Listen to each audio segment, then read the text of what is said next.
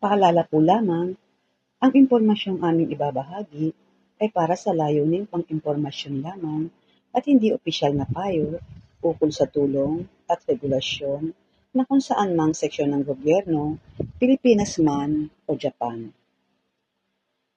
Mga benepisyong maaaring makuha ng isang Pilipinong nanirahan sa Japan at gusto nang mag-for good sa Pilipinas. Maraming Pilipino ang naninirahan, nagtatrabaho, nag-asawa at bumuo ng pamilya sa Japan. Pagdating ng panahon, may ilan na nagpapasyang bumalik sa Pilipinas upang magretiro, makasama ang pamilya o magsimula ng bagong buhay. Ngunit, ang hindi alam ng marami, may iba't ibang benepisyo at karapatan na maaaring makuha ng isang Pilipino mula sa Japan kahit siya ay nakauwi na at permanenteng naninirahan sa Pilipinas. Isa sa pinakamahalagang benepisyo ay ang Japanese pension o Nenkin. Kung ang isang Pilipino ay nagtrabaho sa Japan at regular na nagtulog ng contribution sa pension system, maaaring siya ay maging kwalipikado sa pension benefits. Ang ilan ay maaaring makatanggap ng lump sum withdrawal payment o Nenkin refund kung hindi sapat ang kanilang contribution para sa buwanang pensyon. Samantala, ang mga nakapagtrabaho at nakapaghulog ng mas matagal ay maaaring maging kwalipikado sa buwanang pensyon na maaari nilang matanggap kahit nasa Pilipinas na sila. Malaking tulong ito lalo na sa mga senior citizen dahil nagbibigay ito ng karagdagang buwanang kita bukod pa sa pensyon na maaaring matanggap mula sa SSS ng Pilipinas. Dahil mayroon ding kasunduan ng Japan at Pilipinas tungkol sa Social Security, may mga pagkakataong maaaring pagsamahin ang contribution periods upang matugunan ang minimum requirements para sa pensyon. Bukod sa pensyon, may pagkakataon ding makakuha ng tax refund. Maraming manggagawa sa Japan ang nagkakaroon ng sobrang kaltas sa income tax o resident tax. Kapag umalis sila sa Japan, maaari nilang ipaayos ang kanilang tax records at humingi ng refund kung may sobra silang nabayaran. Bagamat hindi lahat ay kwalipikado, mahalagang suriin ito bago tuluyang umuwi sa Pilipinas. Isa rin sa mga benepisyong madalas nakakaligtaan ay ang mga naipong savings at investments. Sa mahabang paninirahan sa Japan, marami ang nakakapag-ipon sa mga bangko, postal savings accounts, investment funds, at insurance policies.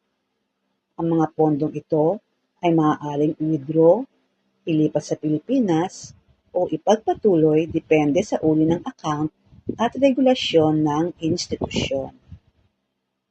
Para naman sa mga nagkaroon ng asawang Hapon, may iba pang posibleng benepisyo. Kung legal na asawa ng Japanese national at ang asawa ay pumanaw, maaaring magkaroon ng karapatan sa survivor's pension o iba pang benepisyo mula sa pension system ng Japan. Depende ito sa sitwasyon ng pamilya, haba ng pagsasama, at mga naging kontribusyon ng namatay na asawa sa pension system.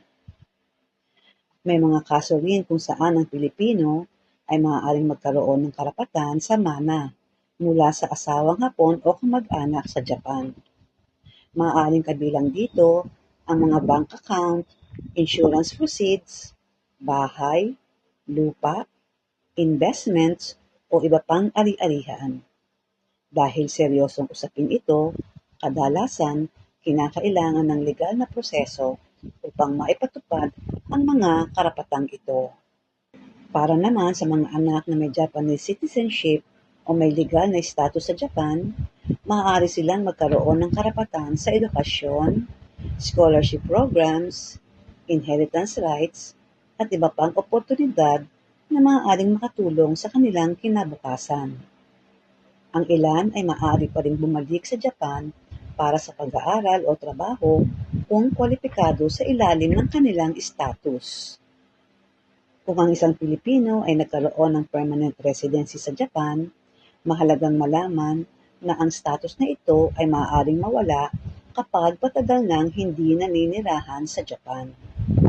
Gayunpaman, ang mga benepisyong naipon, gaya ng pension contributions at ilang financial rights, ay hindi otomatikong nawawala dahil lamang sa pag-uwi sa Pilipinas. Pagdating naman sa pag-uwi, maraming returning Filipinos ang nagdadala ng kanilang personal belongings mula sa Japan. Maaaring kabilang dito ang appliances, muebles, personal effects, at iba pang gamit na naipon sa loob ng maraming taon. Mahalaga lamang na sundin ang mga patakaran ng Bureau of Customs upang maiwasan ang problema sa pagpasok ng mga gamit sa Pilipinas. Sa kabilang banda, maaari ring makinabang muli ang umuwing Pilipino sa mga programa ng pamahalaan ng Pilipinas. Maaaring ipagpatuloy ang paghuhulog sa SSS bilang voluntary member, mag-update ng PhilHealth memberships, at magpatuloy sa Pag-ibig Fund. Para sa mga dating OFW, mayroon ding mga reintegrations programs, livelihood assistance, at skills training na makatutulong sa pagsisimula ng bagong kabuhayan sa Pilipinas. Bago tuluyang mag-for good, mahalagang siguraduhin na maayos ang lahat ng dokumento mula Japan.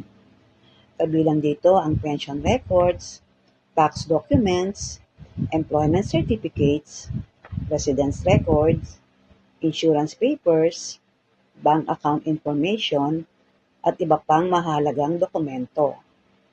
Ang mga ito ay maaaring kailanganin sa mga susunod na taon kung sakaling mag-claim ng pension, inheritance, o iba pang benepisyo. Sa kabuuan, ang pag-uwi ng isang Pilipino mula sa Japan ay hindi lamang pagtatapos ng kanyang paninirahan sa ibang bansa. Ito rin ay simula ng pagkuha ng mga benepisyong kanyang pinaghirapan sa loob ng maraming taon. Sa pamamagitan ng tamang kaalaman at maayos na paghahanda, maaaring mapakinabangan ang pensyon, savings, insurance, tax refunds, at iba pang karapatan upang magkaroon ng mas komportable at mas ligtas na pamumuhay sa Pilipinas. Disclaimer lamang po, ang lahat ng impormasyong ibinahagi ay para sa layuning pang-impormasyon lamang at hindi garantisadong kumpleto o laging updated. Ito ay maaaring magbago ng walang paunang abiso. Ang creator ay hindi mananagot sa anumang direkta o hindi direktang epekto na maaaring magmula sa paggamit o interpretasyon ng impormasyong ito. Sa pangwakas, umaasa po kami na nakatulong ang impormasyong ito bilang gabay. Para sa pinakabagong update at opisyal na detalye, makabubuting i-verify pa rin sa tamang ahensya o awtoridad. Marami pong salamat.